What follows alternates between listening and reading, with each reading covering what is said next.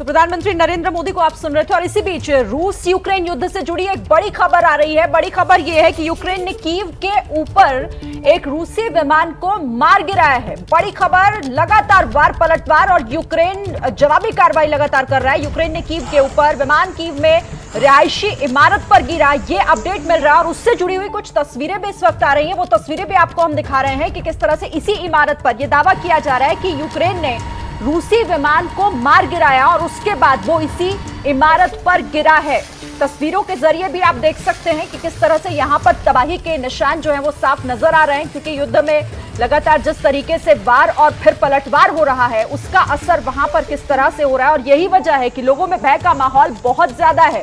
फिलहाल तस्वीरें आपके सामने है यूक्रेन के कीव से, जहां पर यह दावा एक और बड़ा यूक्रेन की तरफ से किया गया कि यहां एक विमान जो कि रूस का विमान है उसे मार गिराया और वो विमान इसी इमारत पर आकर गिरा।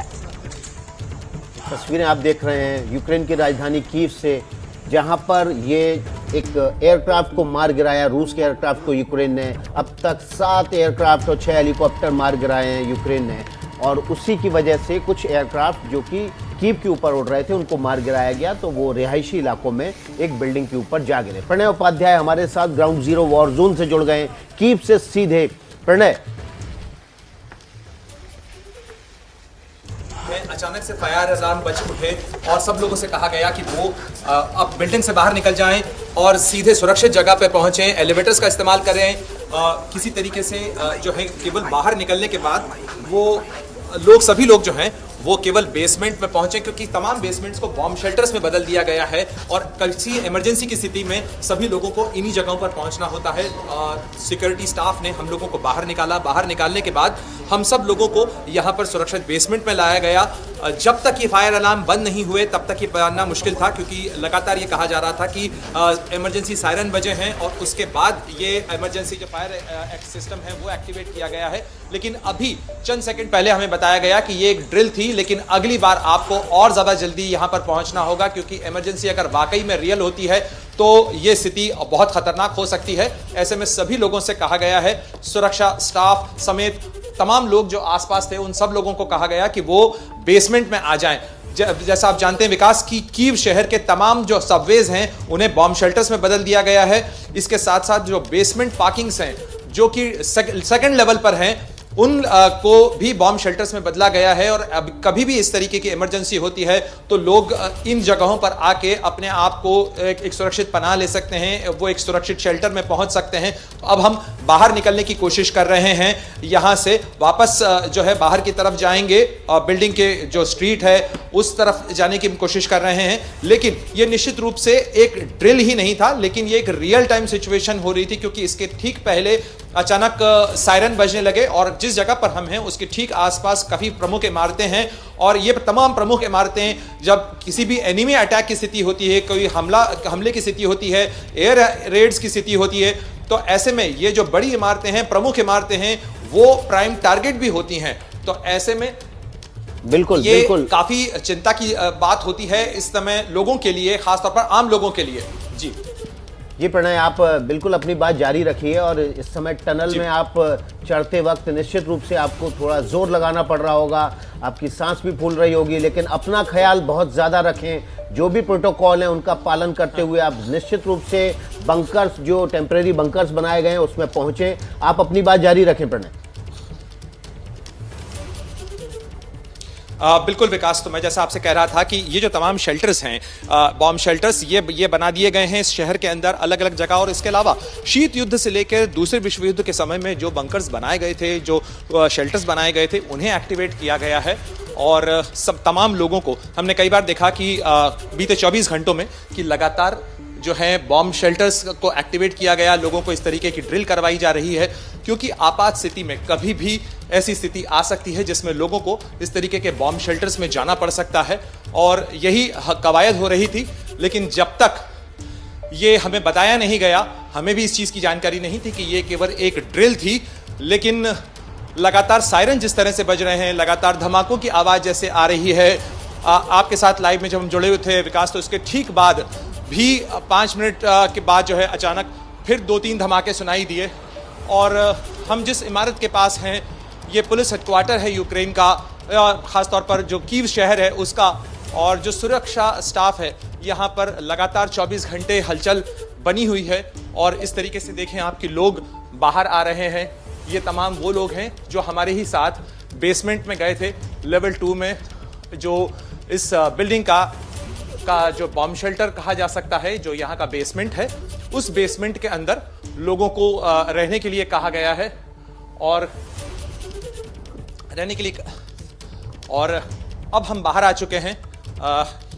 अपेरेंटली ये ड्रिल जो है वो खत्म हुई, लेकिन होटल का तमाम स्टाफ, जो गेस्ट्स हैं, जो लोग यहाँ रुके हुए थे, उन तमाम लोगों को अंदर जाने के लिए कहा गया था।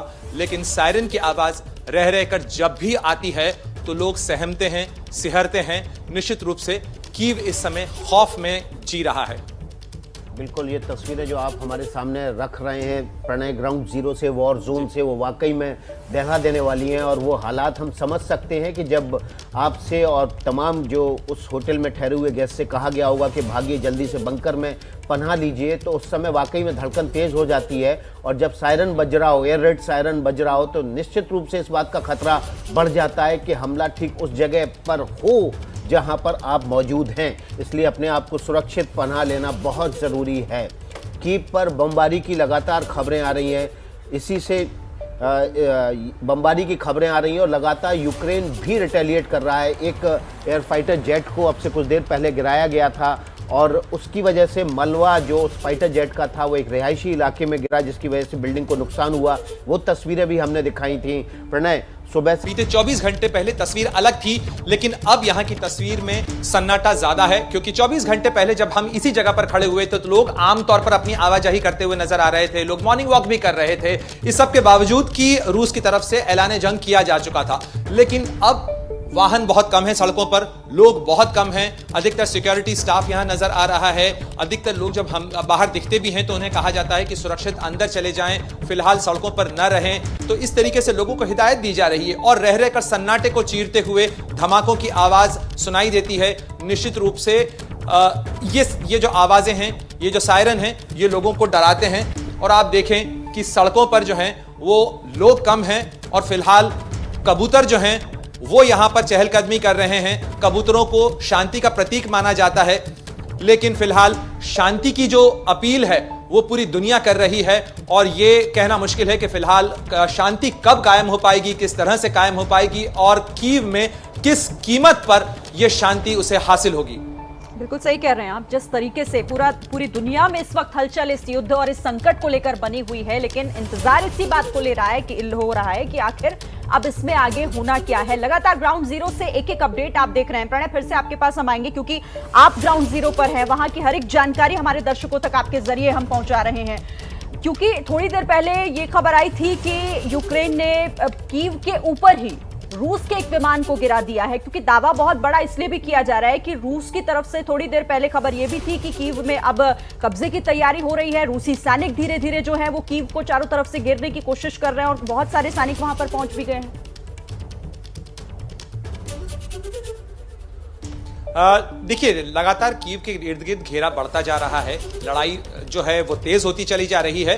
तो ऐसे में निश्चित रूप से कीव के लिए चिंता की बात है, क्योंकि अगर हम कीव के अधिकारियों की या यूक्रेन के अधिकारियों के बातों के अनुसार अगर बात करें तो उसमें यह कहा गया है कि बीते 12 घंटों के अंदर 35 से ज्यादा मिसाइल हमले हुए हैं। यूक्रेन के विदेश मंत्री दिमित्री कुलबे के अनुसार दूसरे विश्व युद्ध के बाद पहली बार ऐसा हो रहा है कि कीव में इस तरीके की बमबारी हुई है।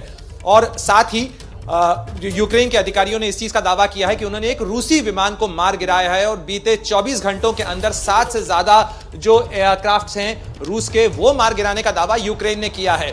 लेकिन निश्चित रूप से यहां पर जो है इस चीज का खतरा लगातार बढ़ा हुआ है कि अगर कीव को निशाना इस तरीके से बनाया जाता है, मिसाइल बमबारी होती है, तो किस तरीके से यहां के लोग बचेंगे। और अगर रूस यहां पर कब्जा करता है या रूस की जो फोर्सेस हैं वो कीव में आती हैं, दाखिल होती हैं, तो किस तरीके से यहां की व्यवस्था लड़खड़ाएगी, यहां की व्यवस्था चरमराएगी और किस तरीके से समाधान का रास्ता निकलेगा। ये वो तमाम सवाल हैं जिनके जवाब पूरी दुनिया तलाश रही है, जिस पर पूरी दुनिया की नजरें लगी हुई हैं। लेकिन रूस का जो सैनिक अभियान है वो बदस्तूर जारी है शिरीन, और जिस तरीके से हम रात भर भी धमाकों की आवाज सुनते रहे, दावा किया गया कि जो यहां से कुछ ही दूरी के ऊपर 7A कुशितिया स्ट्रीट है उसकी 2 बिल्डिंग्स के ऊपर मलबा गिरा है एक रूसी विमान का, जिसे मार गिराया गया यूक्रेन के एयर डिफेंस सिस्टम ने, और उसके कारण जो है वहां आग लगी है, जिसमें 3 लोग घायल हुए हैं, उसमें से एक की स्थिति काफी क्रिटिकल बताई जा रही है।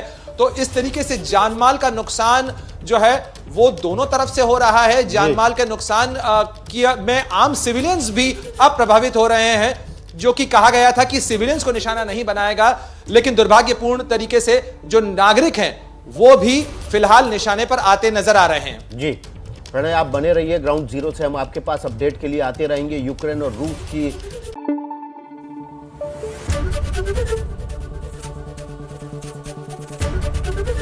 एबीपी न्यूज आपको रखे आगे।